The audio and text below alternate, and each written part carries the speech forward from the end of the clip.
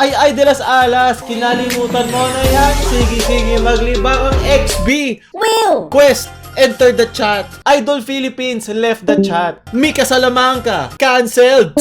Will! Gusto niyo mga cancel, ako nga pala si Mocha Frappuccino para maganda na legit fake news sa Pilipinas. Oo, kararating ko lang, alam mo, nag-soul searching muna ako sa Sagada, hinanap ko sarili ko nung nakita ko ang senatorial elections. So, kaya simulan na natin si Miss Ay de las Alas na bumaba na siya bilang manager ng XB. Na totoo lang, hindi na ako nagulat. Mga batang may pera kung saan ginagasto, syempre nalululong sila sa mga kanilang mga bisyo at mga kalokohan. So, ngayon panoorin natin si Miss Ay, ang kanilang manager, sa kanyang maramdamin na pagsagot sa media.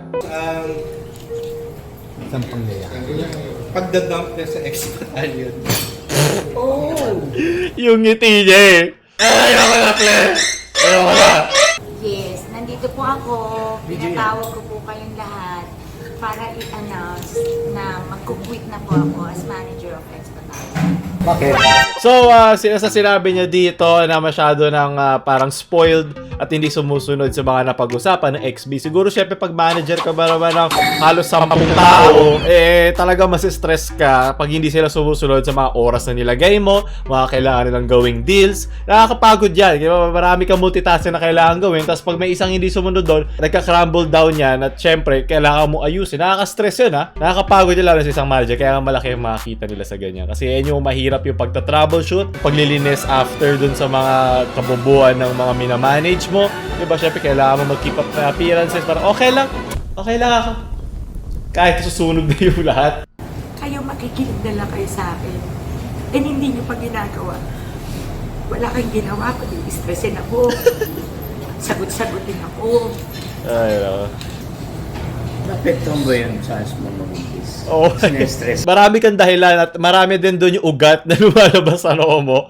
So, ilan? 3 ugat na dahilan na agad yan para ayawan mo na XB. Hindi na worth yung kikitain mo sa XB, pambayad na lang ng kabaong mo sa stress na makukuha mo sa kanila. So, parang kaysa mapabilis ang buhay ko dito, sa kakaayos sa kanila, wag na. Good choice, Miss Ay de las Alas. Pag nakikita ko ni Jenna, iiyak ako. Hindi ko pa seryoso yung ano niya, mukha niya, takira yung ugat niya. Pinapapicture ako sila. Tignan mo, nakakatakot to. Holy shit! Para siya si Taguro. Mga ina nyo. Walang gentle. Nangyari, nag-away-away sila, tapos pumalis yung isa. Ano na lang matitira? 3. Bakit pa sila XP kung 3? Or minsan 2.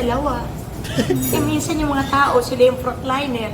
Kunyari, magpadala kami ng ibang XB doon, nakagrupo nila, hindi namang kilala. Kung sabihin ng mga tao, hindi namang XB yan eh. Yung nagigets nyo, yung Ang lungkot naman nun. Nagparte ka ng XB, tapos nagkawatak-watak kayo. Tapos, so, pinapunta ka doon kasi wala iba mo kasi nag-away kayo, nagkaroon kayo ng mga misunderstanding, hindi ka kilala. Tutubuan ako ng mga 5 ugat doon ko XB ako. Parang kakaroon siya ng existential crisis. XB ba ako? So, ayun, sinabi na lang dito ni Miss Ay na syempre, respeto sa lang sa mismo mga XB members na ayaw niya sabihin yung mga ginagawa nila behind the scenes, yung kanilang mga katarantaduhan. Syempre, manager ka eh. Kumbaga, nasisira yung image nung hinahawakan mo and it reflects on you as a manager kung magaling ka bang manager o hindi. Siguro ngayon napuno na lang talaga isip mo gaano katagal na rin siyang manager. So, para siyang nanay na walang hanger. Like, hindi niya alam paano patatahimik, paano pababaatin itong mga hayop na anak niya. Like, Kahit magtulong-tulong pa kayo mga putang ina nyo. ayo sumunod, ha? Paano ka XB? Paano ka XB? So, yun, hindi na niya alam ang gagawin niya. So, yun, naiyak na siya. Pero, buti naman at nakaalis na rin si Miss Ay dyan. Kasi, di ba, mapapabilis lang ang buhay mo dyan. At very good on you. Galing ko magdala, no? Puri ka nga ng puri sa kanila sa press, di ba? Sobrang ka-plastic ka pa talaga. Ano po talaga? Pero gusto Very talented sila. Same. mamatay na ako yung gano'n. Wala nang mas makatotohanan ng mga salita lumabas kay Miss Ay kundi yun. Mamamatay na kayo. Mabuti naman at nasimulan na ni Miss Ay de las Alas ang kanyang pag-move on sa XB. At good luck na lang sa susunod na manager. At very good sa'yo, Tita Ay de las Alas. Nakahanap ka na ng freedom sa mga to. Shoutout nga pala sa lalaki sa likod na walang pinoproblemang drama at kumakain lang. Walang hindi kailangan ng T versus XB. So, diba, sabi nga ng XB, kalimutan nyo na yan, sige maglibang. So, maglibang ka na, Tita Ay de las Alas, sa deserve mo magpahinga at makahanap ng kaginhawaan sa mga kakansera na napagdaanan mo the past few months. Sunod na balitang ina. Nagsalita na si James Reid at Moira De La Torre tungkol sa kanilang desisyon kay Luke Bailon. So, ayan, diba, sinabi niya, you have no idea how hard it is to crush people's dreams right in front of them. That's the burden we carry as judges, to try and give one special person a chance of a shine. Naiintindihan ko na mahirap. Syempre ba, in live television, kailangan mo sila sabihan ng no. Kaya nainis yung mga ibang tao kasi nakarinig sila ng kakaiba. So makinig na lang muna tayo kay Miss Moira kung ano ang kanyang masasabi sa mga sinabi ng netizens. The four of us, we have our own taste to contribute. So si James, he's looking for the next record, as someone from his own label. He has his own label. Ate Vice is looking for the next star. Si Mama Red, she has if there's someone to listen to in singing, it's si Mama Miss Regine Red. lang talaga. She knows all the tech, but our saying no isn't gonna dictate his destiny. Well, siguro maganda na rin na na-reject si Mr. Luke Bailon kasi nagkaroon siya yung underdog aura. Dahil di-reject nyo to, papakita namin sa inyo ang kanyang tunay na kakayanan. Yung kakayanan na hindi nyo nakita. Quest entered the chat. So, mayroon pa silang photo ng Quest na magpapalitan sila ng mga idea. Gagawa siguro sila ng kanta or the music video. The possibilities are endless. Maraming salamat sa Quest at binigyan nyo siya ng mas magandang chance compared sa Idol Philippines. At least ang naging parang silbi na Idol Philippines dito ay nabigyan nila ng media attention si Mr. Luke Bailon. And he needs it. Meron siyang talento. Tulad nga na kanta ng Quest, iindahin ko ang sakit na gumuguhit. Naghahanap sila talagang performer. Yung talagang, yung formula na ng masa. Yung pogi. Na may boses, na talagang may dikta yung kanyang syempre itong mga galing naman yan, mga mahiyain pa yan, mga amateurs pa yan. And ayaw na nila siguro i-risk as much kung kulang sila sa face value. Sabi, showbiz yan eh. Malaking bagay itsura niya kahit sabihin mo man hindi. Kung meron man makalagpas dun sa physical na appearance sila, kailangan sobrang talentado mo. And syempre, baka nagsisimula pa si Mr. Luke, kaya mahihirapan talaga siya makalagpas sa ganong klaseng criteria ng judging sa pangmasang galawan sa ABS-CBN or sa GMA man yan. Balitang balita. Tamang sip-sip lang ng iced tea at ay nako, parang nadaanan na natin to, tapos dadaanan na naman natin siya. So nag-tweet si Miss Mika Salamanca. Kilala nyo naman na siya, diba? Ito siya nga Pinay-YouTuber. Pinuntahan ko yung kanyang YouTube channel, nanood ako ng onte at wala namang problema sa kanyang content. Sa aking opinion, naman yung typical na ginagawa ng isang Pinay-YouTuber. Kung yun ang trip niyang gawin, gawin niya. Wala namang problema. Tapos mo ito, yung nilabas si Miss Phoebe na a ring that Mark bought for Ate Micah. So ito yung dati nilang sing-sing na binili para sa isa. Bumili rin daw siya at nagustuhan niya. Tapos diba, tapos isipin mo, yung isang fan mo na na-influensyahan mo. Diba, isa ka influencer. Diba yun nga yung point ng ng titulo mo. Nainis siya, not to be masungit, pero if you know something na parang in-exclusive ng dalawang tao, meron bang word na in-exclusive? Di ba inclusive or exclusive? Inclusive.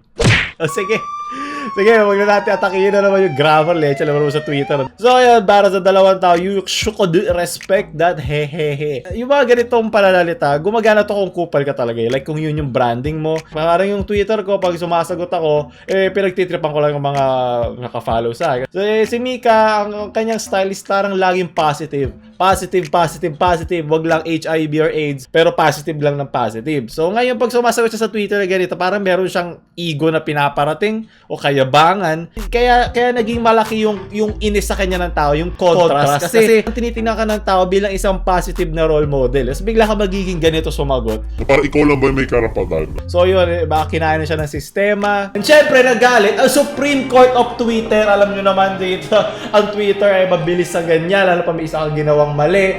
Galit agad sila sa iyo. So, pinrivate niya ang kanyang subscriber count, kaya hindi mo malalaman kung ang ibig sabihin ba nito ay bumababa ang kanyang subscribers. So, kung hindi naman siya big deal, ba't kailangan pa niyang i-private? Sumasagot pa siya ng mga dami account. Ano ba? Para relevant yung Mika sila mga ganyan. Ay, sa chika, pero walang comprehension. You really made this account para lang makomento, no? Why? Ayaw mo makita namin kung sino ka. Go home, don't cry, don't take it, we don't need you. Diba? Parang why do you have to stoop doon sa level ng mga yan? Alam mo yun, coming from me na sobrang cancer ng comment section ko.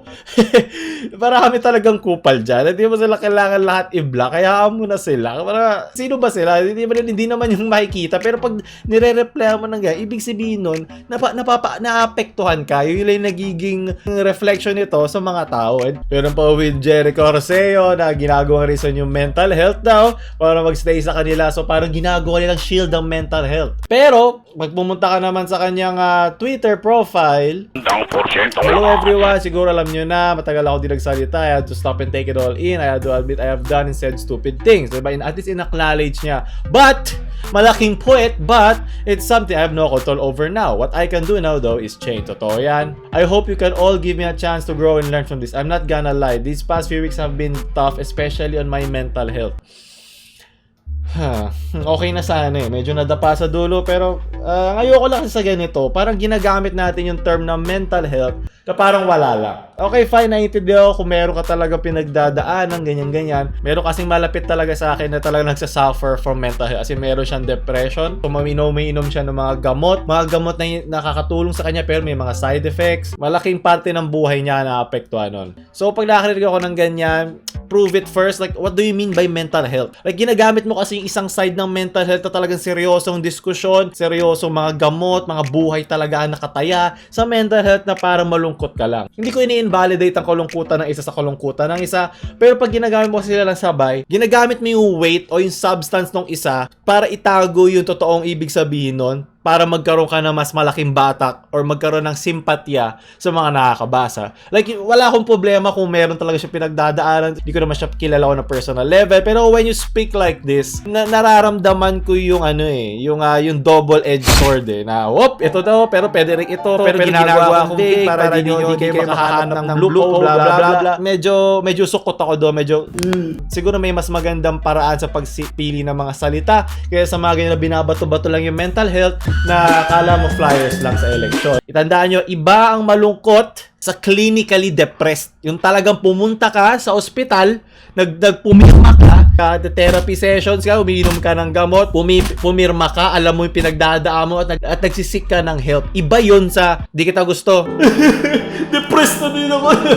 Magkaiba yun, okay? At suportahan yung mga taong talagang depressed, ha? Huwag kayong Depresan. at maghihingi kayo ng simpatya, maghihingi kayo ng atensyon sa internet, ha? Kasi, ang nangyayari, hindi siya nagiging magandang refleksyon sa mga talagang tao na may depresyon. Ang nangyayari, wag mo dito, may depressed lang yan, wala na nakikita, depression lang din. Naapektuhan tuloy sila negatively. Kung seryoso tayo sa depression talaga, alam din natin kung paano i-separate ito sa talagang kalungkutan lang, ay hindi na natin kailangan ng manager tulad ng XB, diba? Kumbaga, kaya na natin hawakan at alagaan ng ating sarili. At yun lang ang kailangan natin sa cancer ng internet.